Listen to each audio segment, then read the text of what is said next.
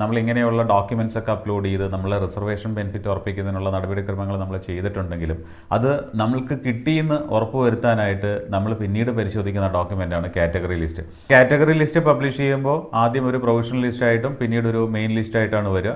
Provisional ലിസ്റ്റിൽ എന്തെങ്കിലും പോരായ്മകളുണ്ടെങ്കിൽ അതുകൂടെ പരിഹരിച്ചിട്ടായിരിക്കും മെയിൻ ലിസ്റ്റ് വരിക. കാറ്റഗറി ലിസ്റ്റ് പബ്ലിഷ് ചെയ്യുന്ന സമയത്ത് അതിനകത്ത് നിങ്ങൾ റിസർവേഷൻ അർഹതപ്പെട്ട ഒരാളാണെങ്കിൽ, ഏതെങ്കിലും കാറ്റഗറിയിൽ റിസർവേഷൻ ആഗ്രഹിക്കുന്ന ഒരാളാണെങ്കിൽ അതിൽ ഉൾപ്പെട്ടിട്ടുണ്ടോ എന്ന് ചെക്ക് ചെയ്യുക. സാധാരണ ഒരു ജനറൽ കാൻഡിഡേറ്റ് ഓപ്ഷൻസ് തയ്യാറാക്കുന്നത് പോലെയല്ല കാറ്റഗറി റിസർവേഷനുള്ള ഒരു കാൻഡിഡേറ്റ് ഓപ്ഷൻസ് തയ്യാറാക്കേണ്ടത്. പലപ്പോഴും ജനറൽ കാൻഡിഡേറ്റിന് കിട്ടുന്നതിനേക്കാൾ കൂടുതൽ പരിഗണന കാറ്റഗറി ലിസ്റ്റിലുള്ള ഒരു കാൻഡിഡേറ്റിന് കിട്ടാൻ സാധ്യതയുണ്ട്.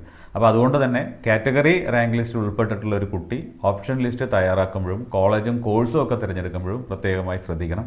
നിങ്ങൾക്ക് ഈ കാര്യത്തിൽ കൂടുതലായിട്ട് എന്തെങ്കിലും ഡാറ്റ ആവശ്യമുണ്ടെങ്കിൽ തീർച്ചയായിട്ടും കോൺടാക്റ്റ് ചെയ്യുക. നമുക്ക് സമയം പോലെ അത് ഏർപ്പാടാക്കാം.